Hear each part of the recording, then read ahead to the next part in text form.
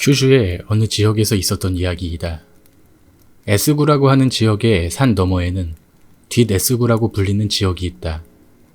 현재는 신에스구라고 불리지만 어르신들은 여전히 뒷에스구라고 부른다.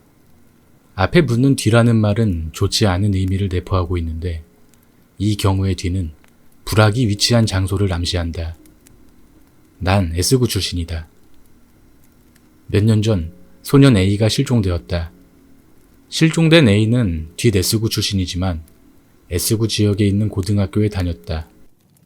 그는 내 친구였다. 1학년 때까지는 정말 친했다. 그가 한 학생을 괴롭히기 전까지는 말이다. 괴롭힘을 당한 것은 나였다. 주변 사람들은 아무도 말리지 않았다. 필사적으로 그만하라고 애원했지만 A는 날 때리고 발로 찼다. 갑자기 시작된 일이었기 때문에 처음에는 단순한 싸움이라고 생각하고 맞섰지만 A의 체격과 나의 체격은 전혀 달랐다. A에게 날 때리는 이유를 물어봐도 대답하지 않았다. 날 때리면서 희미하게 웃고 있었기 때문에 정말 무서웠다. 그러던 A가 어느 날 갑자기 학교에 나오지 않았다. 나는 정말 기뻤다. 하지만 이제는 아무도 나에게 말을 걸지 않았다. 처음으로 고독을 느꼈다. 많은 사람들 속에 있었지만 절대적인 고독이었다. A가 3주째 학교를 쉬고 있을 때 담임 선생님이 나를 불렀다. 너 A랑 친했지? 아니요? 너 A를 괴롭히지 않았니? 예? 제가요? 괜찮으니까 말해봐. 제가 A에게 괴롭힘을 당했는데요. 정말이야? 다른 학생들도 봤어? 예, 봤어요. 그런데 왜 선생님은 제가 괴롭히고 있다고 생각하시는 거예요? 누가 그렇게 말했나요? 아니다. 아무것도 아니야. 선생님은 뭔가 동요하는 느낌이었다. 그리고 몇 분간 둘 다 아무 말도 하지 않았다. 몇 분 후에 갑자기 선생님이 말씀하셨다. A가 말이야. 학교를 쉬고 있잖아. 왜 그런지 모르겠지만 집에 전화를 해도 받질 않더라고. 그러다가 어제 겨우 A와 연락이 닿아서 여러 가지를 물어봤어. 그랬더니 A가 네가 무섭다고 하더라. 아니, 제가요? 그 반대인데요. 저는 A가 무서워요. 그래 알겠다. 이런 대화를 나눈 후 집으로 돌아왔다. 나는 태어나서 처음으로 누군가에게 사리를 품었다. 단순히 때리고 싶다는 것이 아니라 정말로 죽이고 싶다고 생각했다. 그 다음 날부터 나는 학교에 가지 않았다. 그러던 중 믿을 수 없는 것을 목격하게 되었고 나는 정신이 이상해질 뻔했다. 내가 본 것은 투신이었다. 내가 살던 아파트에서 누군가가 뛰어내린 것이다. 그날은 밖으로 나가려고 엘리베이터를 기다리고 있었는데 갑자기 귀에 쿵 하는 소리가 들렸다. 그 쿵 소리는 자전거 보관소의 지붕에 뭔가가 떨어지는 소리였는데 그걸 들여다봤을 때 정말로 구역질과 눈물이 쏟아졌다. 이때 겪은 일은 트라우마가 되어 지금도 엘리베이터를 탈 수 없게 되었다. 자전거 보관소를 내려다보던 내가 앞을 다시 본 순간 계단이 보였다. 거기에는 아래에 떨어진 사람과 똑같은 옷을 입은 같은 사람처럼 보이는 누군가가 계단을 천천히 내려가고 있었다. 매우 천천히 고개를 숙인 채로 걸어가고 있었다. 분명 아래에 떨어져 있는 것과 똑같은 사람이 말이다. 그 순간 엘리베이터가 도착했을 때 나는 띵 소리가 울렸고 나는 깜짝 놀라 뒤를 돌아봤다. 거기에도 그 사람이 있었던 것 같다. 아마 있었던 것 같지만 잘 기억나지 않는다. 그리고 또다시 쿵 소리가 들렸다. 하지만 이번 소리는 엘리베이터 안에서 들렸다. 나는 그 후 기절했고 병원으로 옮겨졌다. 보고 들은 것을 모두 잊으라는 의사의 말을 듣고 약도 처방을 받았으며 일주일 동안 알아누울 수밖에 없었다. 일주일 후 주변을 안심시키기 위해 괜찮은 척했지만 전혀 괜찮지 않았고 그때부터 그 쿵 소리는 나를 계속 따라다녔다. 그 후 학교에 가야겠다고 생각할 쯤에 A의 존재가 떠올랐다. 내가 이렇게 된 것도 전부 A 때문이라고 생각했다. A가 나를 괴롭히지 않았다면 이런 일을 겪지 않았을 것이다. 그 자식은 나를 이런 상황에 빠뜨린 사람이니 없어지면 좋겠다고 생각했다. 다음날 학교에 간 나는 적응하지 못하고 점심시간에 조퇴했다. A는 그날도 결석을 했다. 집에 돌아가는 길에 얼마 전 학교에서 불학차별을 없애자고 강의하던 아저씨를 만났다. 그 아저씨는 A의 삼촌이었고 몇 번 만나 이야기를 나눈 적이 있었다. 그런데 그 아저씨가 나를 본 후의 모습과 태도가 명백히 이상했다. 나는 아저씨에게 평범하게 인사했는데 아저씨는 나를 보며 이상한 표정을 지었다. 이 사람도 A에게 무슨 말을 들었나라는 생각에 그냥 무시하고 지나가려고 했다. 그때 갑자기 그 아저씨가 중얼중얼 주문 같은 것을 외우기 시작했다. 나는 태어나서 처음으로 사람을 때렸다. 갑작스러워서 놀랐는지 그 아저씨는 웅크리고 신음소리를 냈지만 나는 그것을 무시하고 계속 발로 찼다. A의 친척이라는 것만으로도 짜증이 났기 때문이다. 하지만 여기서 예상치 못한 일이 일어났다. 아저씨가 갑자기 웃기 시작한 것이다. 너구나. 너였구나. 뭐야, 뭐가 웃긴데? 드디어 만났구나. 야, 네가 어떻게 하든 상관없지만 우리 형님은 용서해도 나는 못 본 척하지 않을 거야. 아저씨 진짜 미쳤어? 야, 잠깐 조용히 해. 내가 괜찮다고 할 때까지 조용히 있어. 그 순간 갑자기 귀 옆에서 쿵 소리가 났다. 깜짝 놀라 뒤돌아보니 눈앞에 피투성이로 웃고 있는 평평한 얼굴이 있었다. 이 얼굴은 상당히 이상했다. 보통 사람의 얼굴을 볼 때 반만 보이는 것은 있을 수 없는 일이다. 하지만 내 눈앞에 있던 얼굴은 마치 TV 화면 속에 있는 얼굴이 카메라 때문에 반만 잘려서 반만 보이는 상태와 같았다. 그 순간 A의 삼촌에게 세게 얻어맞고 의식을 잃었다. 정신을 차렸을 때 나는 부모님의 침실에 있었다. 시간을 보니 저녁 8시였다. 거실에서는 부모님이 누군가와 이야기를 하고 있었다. 거실로 나간 나는 부모님과 이야기하는 A의 삼촌을 보고 바로 달려들었지만 곧바로 아버지에게 제지당했다. A의 삼촌은 정말 미안하다며 사과를 반복했다. 하지만 나는 용납할 수 없었고 다시 달려들려고 했지만 어머니가 갑자기 내 뺨을 때리며 이야기 좀 들으라고 말했다. 나는 부모님에게까지 배신당한 느낌이 들어 집을 나가려고 했다. 내 방으로 들어가서 외투와 지갑을 챙겼다. 하지만 외투를 입으려던 순간 외투 소매 안에 다른 사람의 손이 있는 느낌이 들어 비명을 질렀다. 내 비명 소리를 듣고 부모님과 A의 삼촌이 바로 달려왔다. A의 삼촌은 중얼중얼거리면서 주문 같은 것을 외우기 시작했고 내 옷을 짓밟기 시작했다. 아버지는 창백해진 채 그것을 보고 있었다. 이때 정말로 내가 미친 사람이 된 것 같았다. 시간이 조금 지나고 나도 진정되어서 모두와 함께 거실로 내려갔다. 그 짧은 시간 동안 A의 삼촌은 계속해서 나에게 사과했다. 그리고 거실에서 들은 이야기와 그곳에서 다시 일어난 일도 잊을 수 없게 되었다. 널 때려서 미안하구나. 아니요, 괜찮아요. 제가 더 죄송합니다. 네가 뭔가 했니? 아니, 제가 아저씨를 때렸잖아요.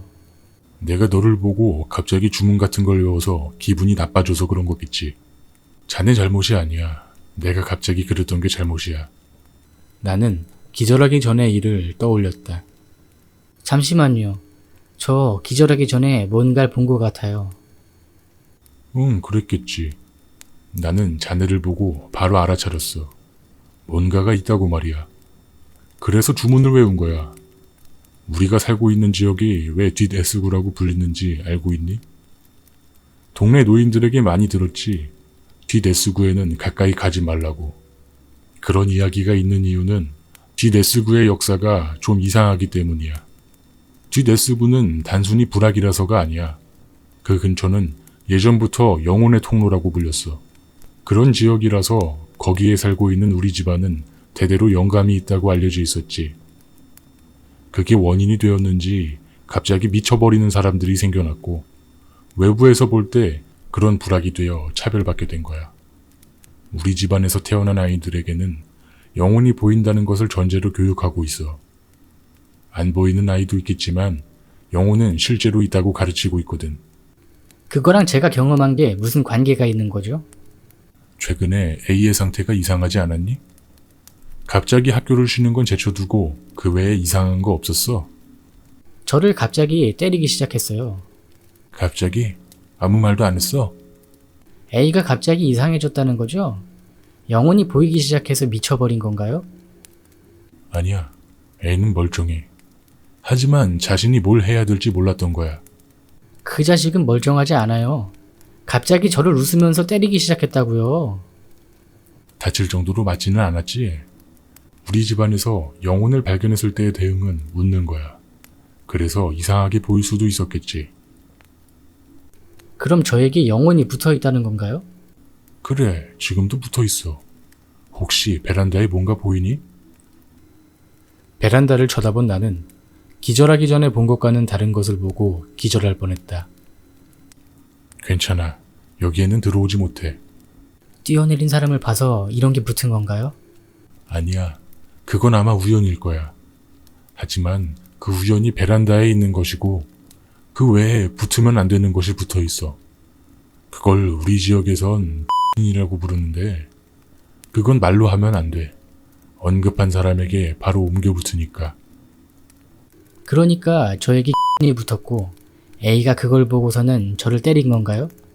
그거는 말이 안 되잖아요. 그렇다고 사람을 때리면 안 되는 거잖아요. 미안하다. 그렇게밖에 가르치지 않아서 그렇게 했겠지. 퇴마할 때는 반드시 웃으면서 상대를 쫓아내야 돼. 우리는 여유롭다. 너 따위는 아무것도 아니다라는 느낌으로 말이야. 그렇게 귀신 붙은 사람을 때리면 붙어있는 귀신이 도망가는 느낌이지.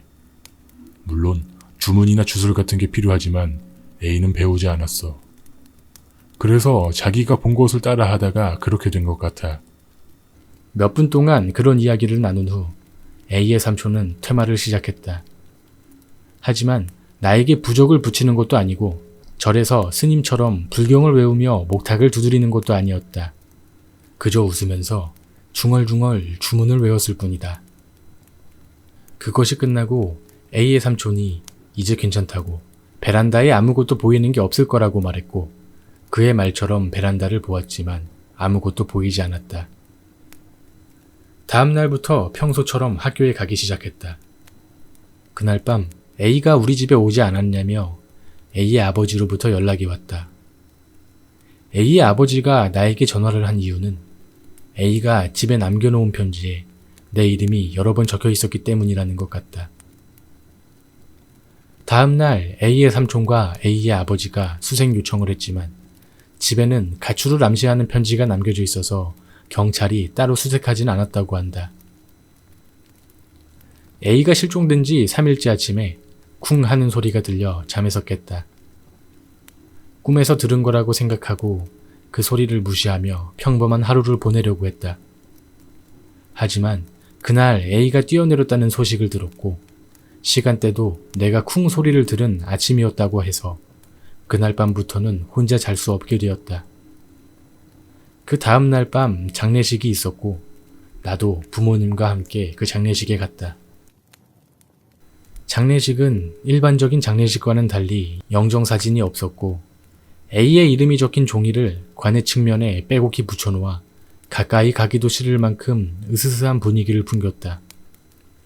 A의 삼촌에 따르면 영정사진을 놓으면 사진 속 얼굴이 기괴하게 변형되어 이 지역에서는 영정사진을 놓지 않는다고 하며 이름이 적힌 종이를 관의 측면에 빼곡히 붙이는 것은 이 관에 들어있는 사람이 X이 아닌 A라는 증거가 된다고 한다.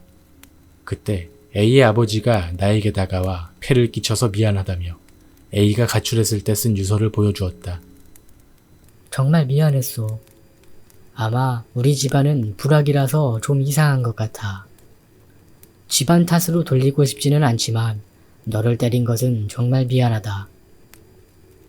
가출할 때 쓴 편지도 보여주셨는데 친구에게 그 녀석이 붙어 있는데 계속 나를 죽이려고 감시하고 있어.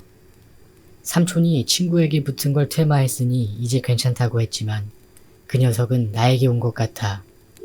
하지만 아버지는 그 녀석을 퇴마할 수 없을 테니 어머니 집에 갈게.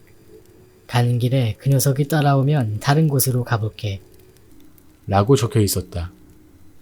A의 부모님은 별거 중이라 A는 어머니 쪽 집으로 갔던 것 같지만 그대로 실종되었다고 한다.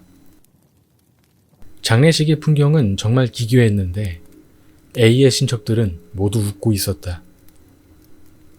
며칠 후 A의 삼촌이 집에 찾아와서 말하기를 A의 할머니가 X이 되어 나에게 붙어 있었다고 했다. 투신한 사람도 뒷S구 출신으로 X에게 쫓기고 있었다고 한다.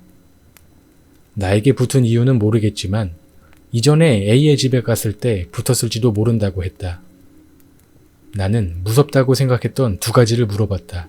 첫 번째는 A의 삼촌에게 맞기 전에 본 평평한 얼굴.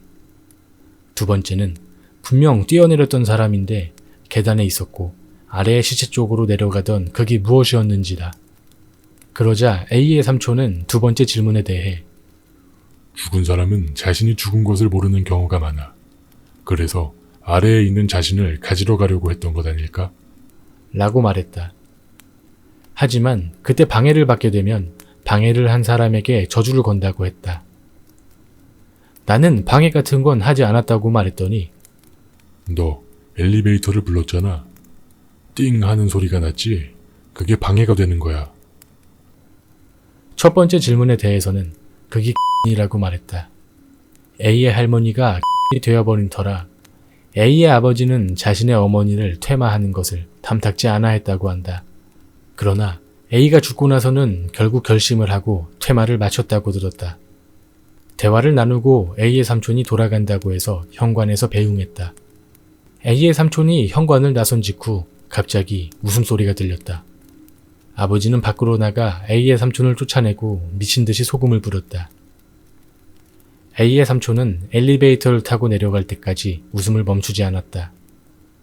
그 후 부모님과 함께 유명한 신사에서 퇴마를 받고 이사를 갔다. 현재는 신 S구로 이름이 바뀌었지만 지역성 자체는 변하지 않은 것 같고 사촌이 다니는 S구의 학교에서는 여전히 차별금지 교육을 받는다고 한다. A의 삼촌과는 완전히 관계를 끊었기 때문에 지금 어떻게 지내고 있는지는 알 수 없다. 우리 부모님은 이 사건 전까지는 뒷S구에 대한 차별의식이 전혀 없었지만 이후로는 상당히 꺼려하며 그 지역 사람들과는 관계를 맺지 않고 있다. 그 이후 영적인 사건은 전혀 없지만 엘리베이터만은 아직도 혼자 탈 수 없고 부끄럽지만 혼자 잘 수도 없어서 아내에게 놀림받고 있다.